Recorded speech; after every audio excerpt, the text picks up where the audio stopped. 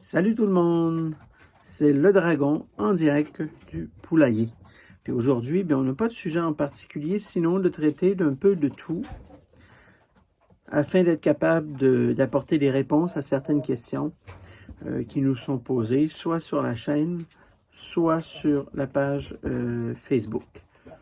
Mais avant, il faut s'abonner. C'est important de s'abonner. Si vous ne savez pas comment vous abonner, en fait, il suffit d'avoir une adresse Gmail. Alors, si vous avez un compte de messagerie Gmail avec un mot de passe, c'est tout ce qu'il vous faut. Alors, quand vous cliquez sur la vidéo, juste en bas de la vidéo, entre le descriptif et la vidéo, vous avez le bouton abonner à droite. Vous cliquez dessus. Et puis, si ça vous demande de vous connecter, vous placez simplement votre adresse Gmail, votre mot de passe, et puis vous allez être connecté automatiquement et vous allez pouvoir valider votre demande d'abonnement à ce moment-là. Alors, c'est tout ce qu'il vous faut pour vous abonner. N'oubliez pas de liker la vidéo si vous avez aimé.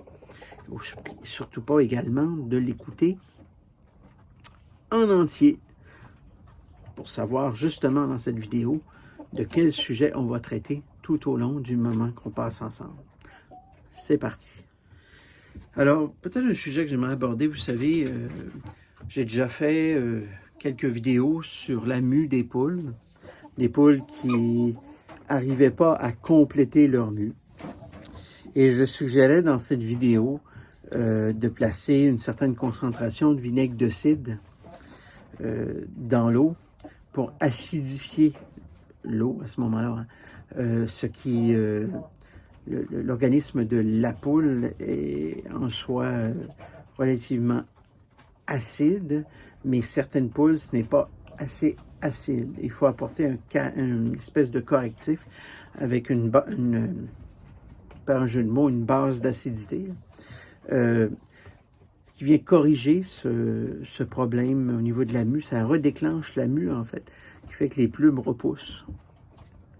Alors, il y a quelqu'un hier qui a émis un commentaire sur le fait que c'était de la désinformation et qu'il suffisait de donner plus de protéines et plus d'écailles d'huître à ces poules pour que les plumes repoussent. Ce qui n'est pas faux en soi. Ce qui est faux, c'est évidemment la mention des informations.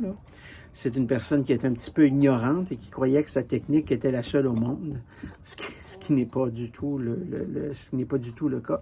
Vous savez, quand je donne des conseils comme ça ne veut pas dire que votre méthode n'est pas bonne. Je vous propose quelque chose qui fonctionne, qui a fait ses preuves. Hein?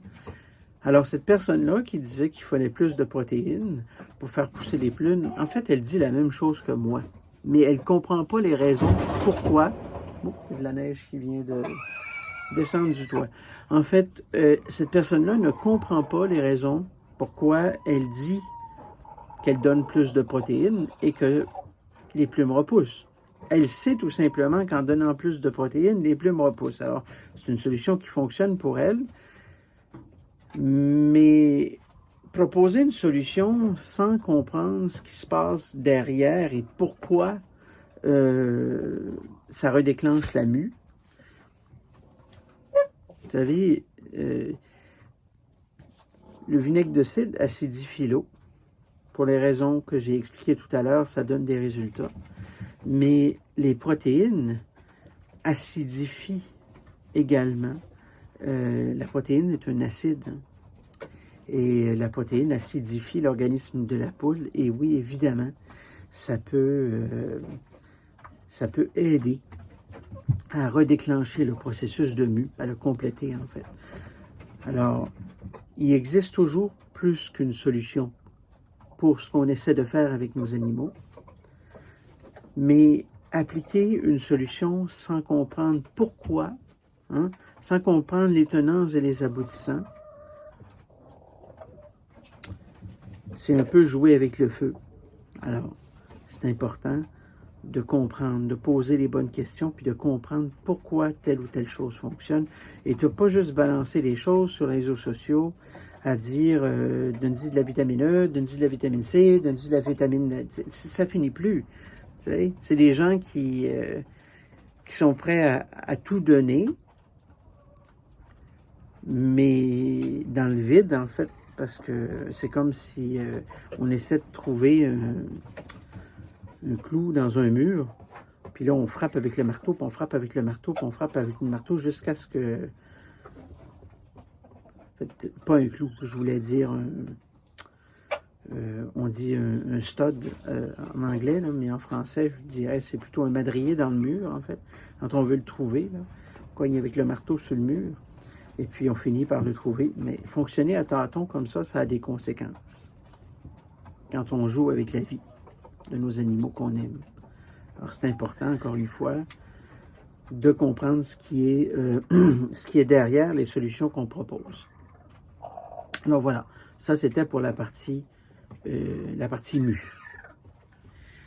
Maintenant, on va parler des, vous savez, dans les périodes froides, les crêtes des coqs et de certaines poules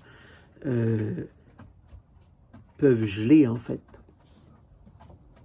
Alors, là encore là,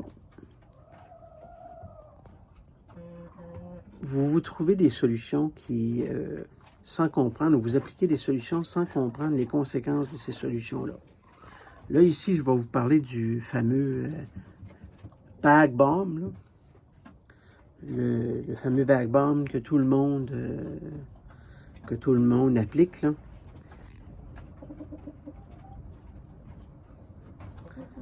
Ça pourrait fonctionner si la crête de votre coq, à la limite, était parfaitement sec. Et ça pourrait fonctionner jusqu'à une certaine mesure. Mais dans la plupart des cas, vous aggravez la situation en l'appliquant parce que vous oubliez que la surface de la crête des coqs, ben, il y a de l'humidité à la surface. Hein? Que lorsque vous placez du bag bomb ou encore gras sur la crête, vous trappez l'humidité entre la crête et cette couche graisseuse. Et cette humidité-là va geler et faire des dommages plusieurs fois plus puissants que si vous aviez rien mis. Alors, c'est important de comprendre. Comprenez? Dans une équation, il n'y a pas seulement la solution. Il y a la compréhension du problème qui vient avant la solution. Parce qu'on ne peut pas le résoudre sans bien comprendre, en mathématiques, le problème et la logique de ce qu'on essaie de résoudre. Après, on peut aller à la réponse. Hein? On ne peut pas commencer par la réponse. Quand on construit une maison, on ne commence pas par les fermes de toit. On commence par la fondation. Et le reste se dessine au fur et à mesure. Alors ça, c'était pour les crêtes en hiver. J'ai fait aussi un certain nombre de vidéos sur les pur sang. Comprendre pourquoi je ne suggère pas l'élevage la reproduction de pur sang. Il y a des gens qui ont compris ça comme si j'étais contre le pur sang. Et j'ai jamais dit que j'étais contre avoir du pur sang. J'ai du pur sang, mais je les croise entre eux. Pourquoi je fais ça? C'est parce que au Canada, on n'est pas en Europe. En Europe, vous savez, dans l'Union européenne, il n'y a pas de frontière entre les pays de l'Union européenne. Ce qui fait qu'on a accès aux lignées d'un paquet de pays. Hein? Et les niveaux de population sont beaucoup plus grands qu'au Canada. Alors, ils ne sont pas pognés, comme on dit. Hein? Leur diversité génétique, au niveau des œufs fécondés ou des échanges de lignées ou peu importe, est immensément plus diversifié que ceux qui sont au Canada. Alors, au Canada, on n'est que 40 millions d'habitants dans le deuxième pays le plus grand du monde. Puis nos lignées sont saturées.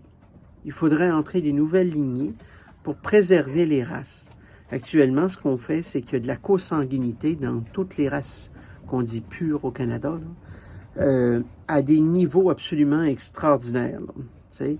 Et on est en train de détruire l'essence même de ces races patrimoniales-là, à cause de nos politiques et de notre manque d'ouverture d'esprit. Je vous donne un exemple.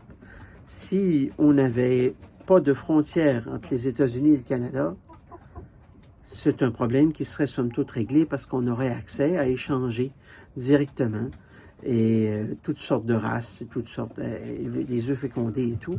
Donc on accroîtrait notre parc génétique et notre, par le fait même, notre diversité génétique. Et ça nous permettrait à ce moment-là de rester dans le pur sang et de ne pas vraiment craindre beaucoup de problématiques face à la consanguinité. Mais actuellement, au Canada, peu importe la race que vous voulez élever, ce n'est pas prestigieux d'élever du pur sang. C'est actuellement quasiment dégradant d'élever des pur sang. Vous savez, j'ai une amie qui fait du pur sang.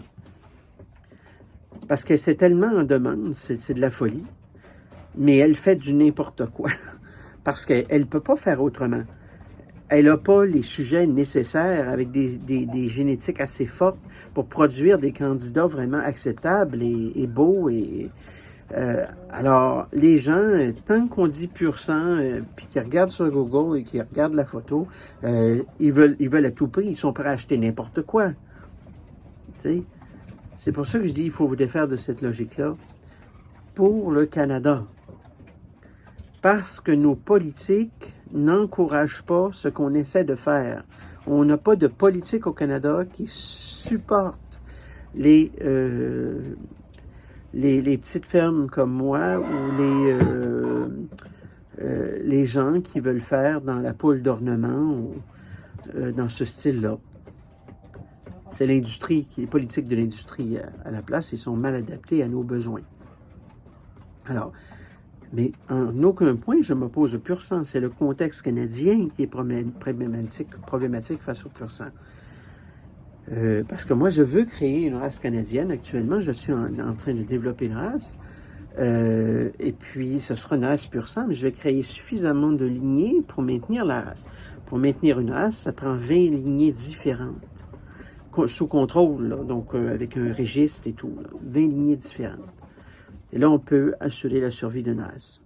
Ce qui n'est pas le cas, malheureusement, là, au Canada, de la façon dont ça fonctionne. Alors bon, ça répond à la question sur mon argument sur le pur sang. Maintenant, le piquage chez les poules. Le piquage. Il y a une raison pourquoi les poules se picochent. C'est un langage. Comme les êtres humains se picochent entre eux. Viens pas dans ma cour. C'est une des raisons. L'autre raison, c'est que quand les poules complètent leur mue, le socle à la base de la plume, le socle solide, il est brillant.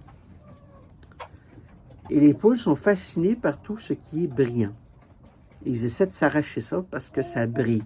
Ça veut juste mettre des billes par terre ou de la glace, ou vous allez voir, les poules virent folles. Ils adorent ça. Alors, soit les poules ne s'entendent pas, soit il y a quelque chose qui brille et puis ils veulent la voir,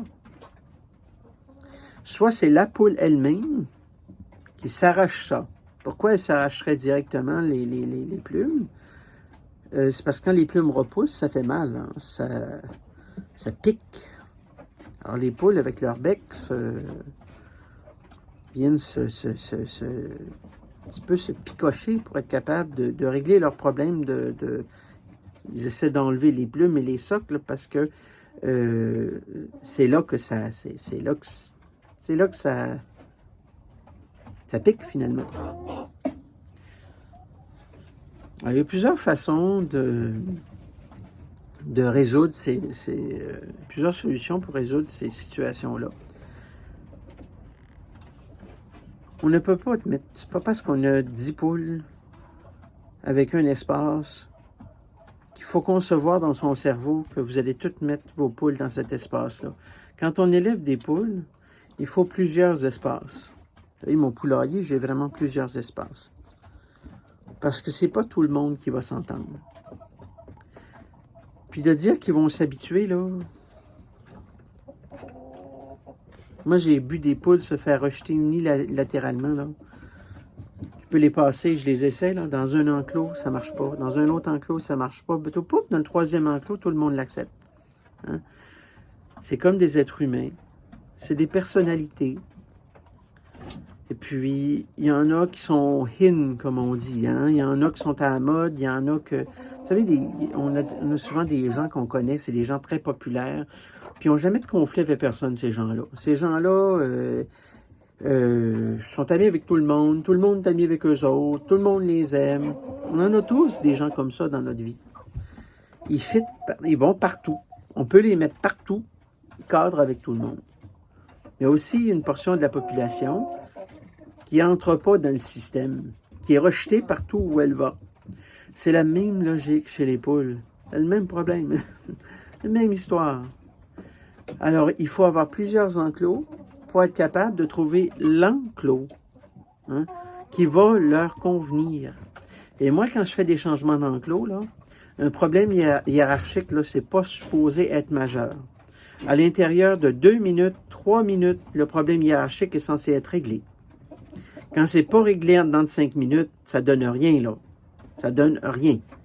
Alors, ce qu'on fait, c'est que on va lui trouver un endroit où elle va être bien. Alors ça, c'est l'histoire du piquage pour des raisons hiérarchiques.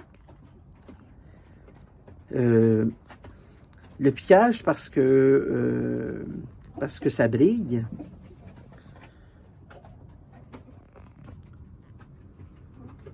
Vous avez 2 choix. Le premier choix, c'est de mettre un dossard de dos que vous pouvez acheter partout sur Amazon, des petits dossards. À ce moment-là, vous la protégez des autres poules. Il faut juste faire attention de mettre toujours de la terre de diatomée dans son panier, puis de mettre de la terre de diatomée sous le tablier parce que la poule n'est pas capable de se donner des bains de poussière efficaces lorsqu'elle a un dossard comme ça.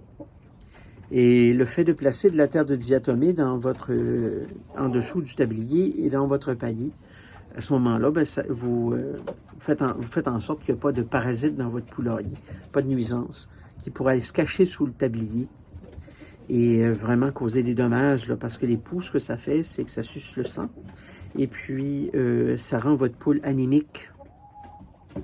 Alors, ça affecte sa santé. Et ça se fait des nids également sur le dos. Vous voulez pas vous rendre là. Donc, vous préférez toujours fonctionner évidemment en prévention. Et l'histoire du dossard répond aussi à la prochaine question. Quand une poule s'arrache elle-même ses plumes parce que ça pique en repoussant, qu'est-ce qu'on fait? Bien, on lui met un dossard pour la période de repousse complète, ce qui aura pour effet, là, où elle pourra pas, elle sera pas capable d'aller, le tablier va bloquer finalement son accès à son dos. Bon, ça, c'est une des solutions pour le piquage. N'essayez surtout pas des produits anti-piquage, comme le Stop Pick ou des produits comme ça. Ça donne rien. J'ai fait une vidéo, faites 2 vidéos. Faites une vidéo, vous pouvez voir dans la liste. J'ai pas le numéro du vidéo, vous irez voir. Là. Vous voyez la bouteille Stop Pick sur l'écran. Moi, ça a fonctionné pendant la première journée, puis à partir de la deuxième, les poules se sont mis à adorer ça comme en cas, là, comme nourriture. Là. Ils se sont mis à picocher plus fort pour goûter à ça. Alors, essayez pas ces produits-là, parce qu'il y a un paquet de gens qui conçoivent ces produits-là pour faire des sous, puis ils savent que vous allez tomber dans le piège. Alors, les produits sur Amazon, la tonne de produits qui est là, c'est pas des produits prescrits.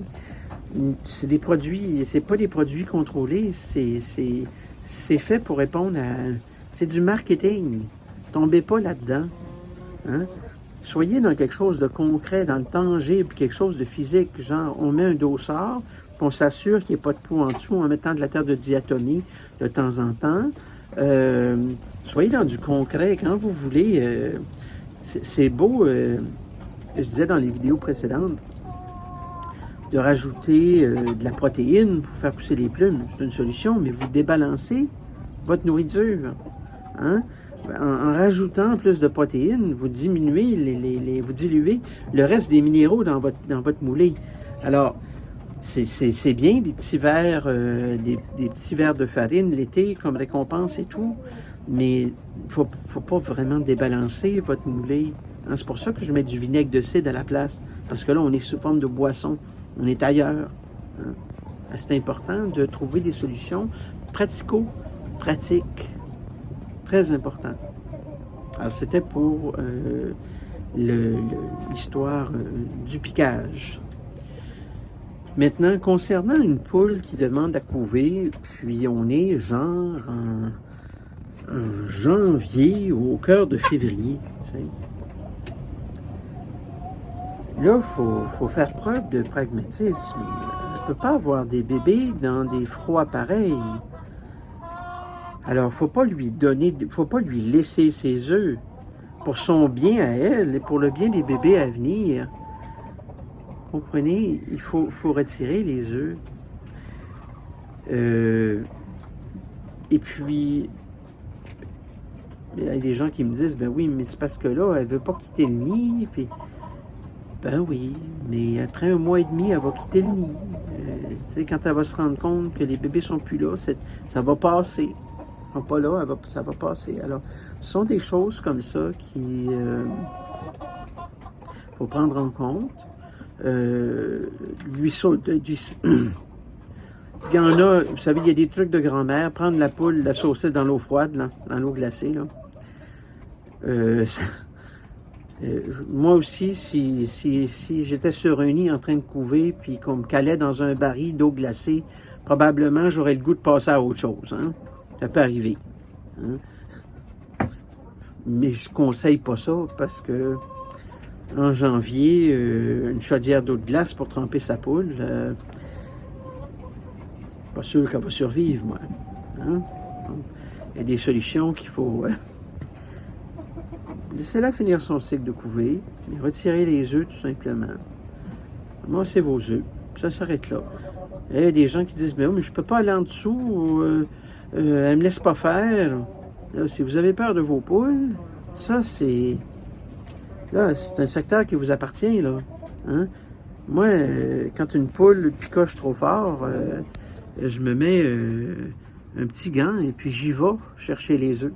C'est important de les retirer. Et puis de ne pas avoir peur de ces animaux, puis de faire ce qu'on a à faire. Combien une poule doit rester avec ses poussins, combien de temps elle doit rester avec ses poussins après l'éclosion, c'est elle qui va vous le dire. Alors vous allez la mettre dans un espace avec ses poussins, puis elle va toujours avec ses poussins. À un moment donné, elle ne sera plus avec ses poussins dans l'enclos. Elle ne les voudra plus et va vouloir partir. Et vous allez la voir, elle va vouloir sortir de l'enclos. Normalement, ça se produit entre 4 et 6 semaines. Donc, vous saurez à ce moment-là que vous pouvez retirer la mère d'avec ses bébés. Voilà pour la portion maternité. Maintenant, pour le type de nourriture à donner à ces poules, on a la forme texturée qui sont là où on voit les grains, en fait, dans la moulée. Et puis, on a la moulée cubée, qui ressemble à des petits morceaux de bœuf haché, en fait. Moi, évidemment, je conseille la nourriture texturée en grains. La poule, elle a besoin de concasser pour être capable de digérer sa nourriture.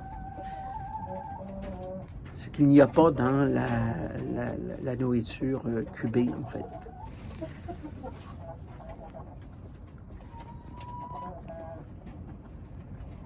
D'autant plus qu'on n'est pas capable de contrôler la qualité de la nourriture cubée et celle de la texturée beaucoup plus. Les gens vont donner ce qu'ils ont à portée de main, bien sûr. Puis il y a un mythe de penser que la nourriture, là, en petits cubes, les poules ne peuvent pas la trier et puis à ce moment-là, on a moins de pertes. Ça, c'est parce que vos installations ne sont pas bonnes. Vous irez voir les vidéos. J'ai fait des vidéos sur les mangeoires.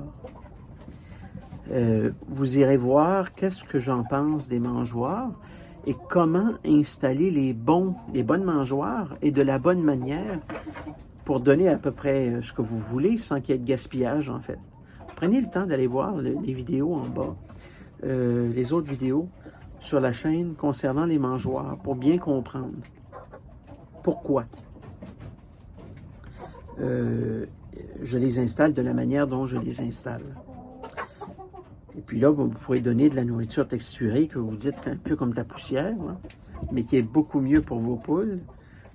Puis ils vont toutes la manger, il n'y aura pas de gaspillage à ce moment-là.